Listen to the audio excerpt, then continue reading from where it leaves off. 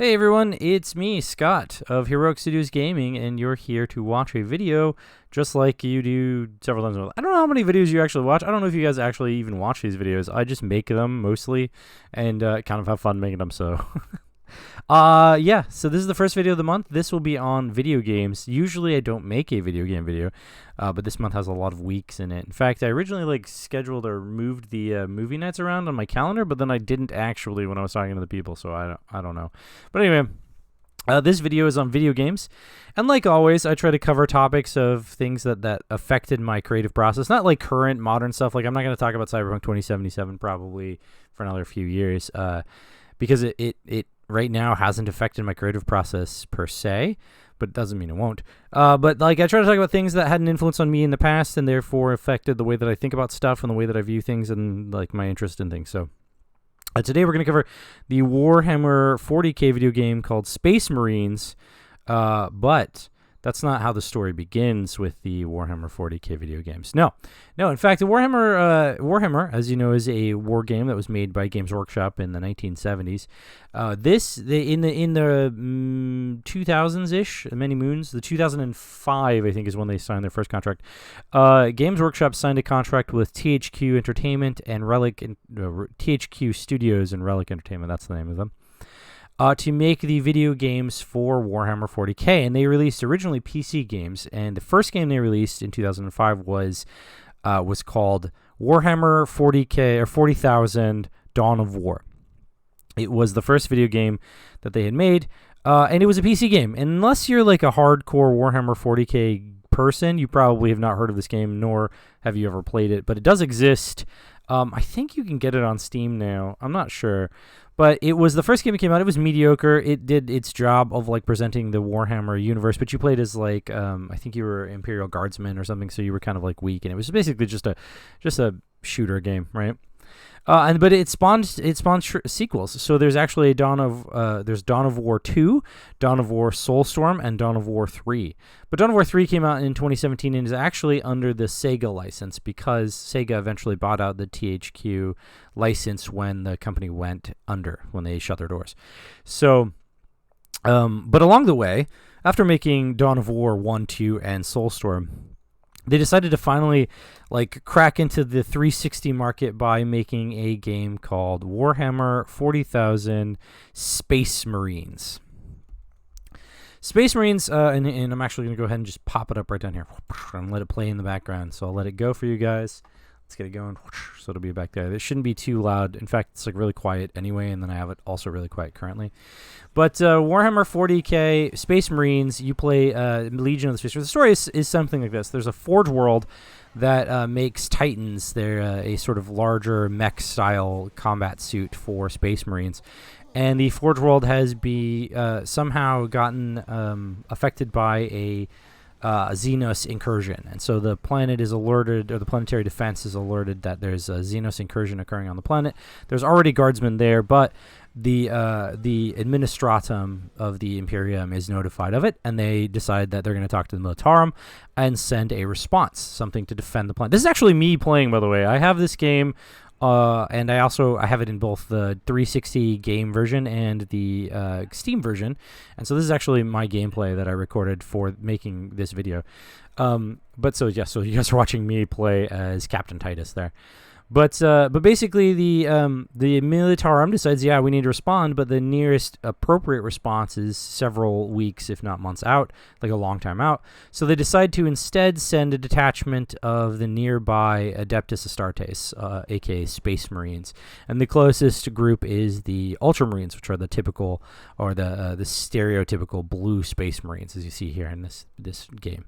So the Space Marines, the Ultramarines, are launched to defend this Forge world because the Titan class mech things are considered too valuable of a target to lose, and so they show up in the middle of a firefight with the orcs who are shooting down all of the guardsmen's reinforcements. So they basically leap out of their ship, and the three of them are basically taking on the entire planet. Overall, the game is a fairly decent hack and slash. As you see, like, I just had fun. Like, I have a gun, but I was just having fun with the chainsword. Something froze there. With the chainsword, just hacking through orcs. because you can hack and kick, and you can do, I think I do a thing right here where I grab one of them and I just chainsaw him to death. Yeah, right here, boom. I grab him, and then this is how the game did healing. You basically smash them and you heal, and that's pretty darn cool. So as far as like hack and slash goes, this game is really good. But as far as story goes, it's quite terrible. I mean, there's more sort of this. There's not just a bunch of orcs on the planet. There's it eventually leads to the fact that the orcs are being led by somebody, and that somebody turns out to be some Chaos Marines, and so like the demon. There's one of the demons of the warp. So, see there, I healed again. So it's pretty cool as far as the stuff, and you can see my armor is getting bloody.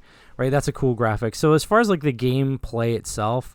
It was pretty good, except for the fact that you can't jump. Like, this is much like Gears of War, where you can't jump unless there's a prompt for it. Like, you can jump, you can dive over things at certain times. You can make combat rolls, but you can't really jump up. You need to jump back, and then you get, like, temporary flying abilities, like quick flying abilities. So it's kind of a lame game as far as that's concerned. In fact, so aside from the hack and slash, the story, like I said, is mediocre. You basically run through, and then there's more people behind it. But the story doesn't really develop much. Like, it's basically just a typical, I'm going to kill them all, and that's the end of it. I'm not going to ask too many questions because, well, I'm a space marine. So the story is, here's a part where I, like, dive over a thing. Right, so that's like the best jumping you can get. But so yeah, so the story is kind of lame, and the major flaw in the game is actually that the maps are really limited. So it's not an open world kind of thing. You don't get to run around and go anywhere you want. The game essentially tells you where to go. You just have to essentially follow the map. Like all of the trenches, there's a lot of trenches on this planet for some reason, and so you basically get into a groove and you just follow the path. Like there's no options to run off the path. You just follow the path and you kill everything along the way. So that's one downside to it. The second downside is that the maps are not super great. Like there's some indication that this is the Imperium, but a lot of the time it just could be a generic anywheres land, which is kind of lame. But there is some imperial imagery, like there's like cogs on things, and there's for the Mechanicus, and then there's like skulls and a lot of stuff for the Imperium stuff. But the real downside to the game is that the difficulty levels were not well balanced, like at all. So I was playing this on easy because I wanted to get through the story and get to some cool action sequences to record for you guys. But what I kept running into was that on easy mode, the game is too easy. In fact, it's so easy. Like there's parts where the orcs just kind of run away from me in a lot of points, and I never understood what was going on there. But aside from it being on easy mode, because on medium mode, which is supposed to be the next level up, there's easy, medium, and hard. Right? On medium mode, it's hard. The game is hard to beat. I died so many times trying to play through this game, trying to get through just this sequence, which is actually still this is actually still kind of the opening sequence of the game. I died so many times trying to get through this sequence. And my friend, one of my fraternity brothers, who also played this game, who is a really big fan of the Warhammer 40k universe and saw it when I bought it back in 2011, he was super excited to play it. He also thought that it was really hard for medium mode, so he switched to easy mode and then switched it back to medium mode. So that's really, that's really how the game goes. So the sort of the I guess the hard mode is like too hard. Nobody has ever played it on hard mode, so I guess they just didn't balance the difficulty very well. Other than that, the game is kind of fun. But when I got it in 2011, I had no idea. I really didn't know what the Warhammer 40k universe was. I had been exposed to it in high school, which is a story that I'll tell later. But I didn't really know what it was, and so all I knew about it was like space fascists fighting space orcs, and that's basically all I knew. And this game played right into that. Like, there's a lot of space orc fighting, and then there's just some Chaos Marines near the end of the game. And the Chaos Marines, like, they basically open a warp portal to bring a Chaos Demon in, and they, in order to do that, they trick the main characters. So not to spoil the story too much, but they trick the main characters by using somebody who's died, and they essentially let a demon possess his body so that he can give them fake orders, right? And so, like, the Chaos Marines, like, let dead bodies become their vessels for communication with the living Space Marines, who get tricked into opening a warp portal to let demons in. So that's just the story of the game. Oh, then of course you have to, redeem yourself by closing the portal and that kind of stuff, right? This is that kind of game. But I'm about to die here, and there I am, dead.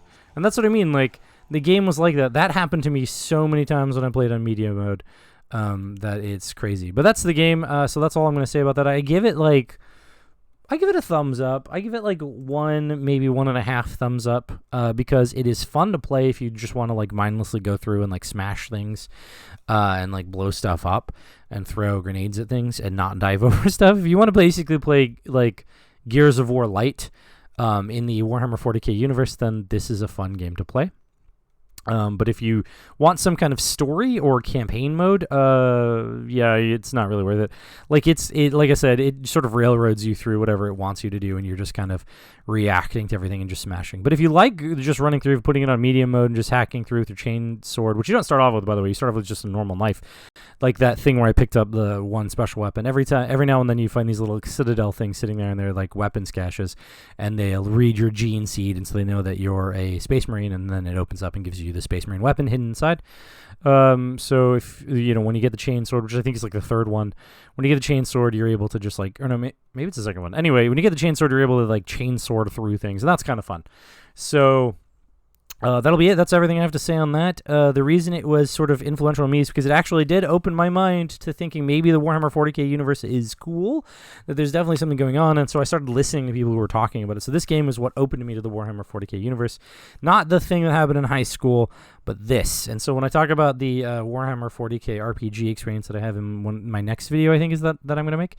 When I talk about that, I'll explain more about the like actually getting into the Warhammer 40k universe, and the incident that happened in high school sort of seed that.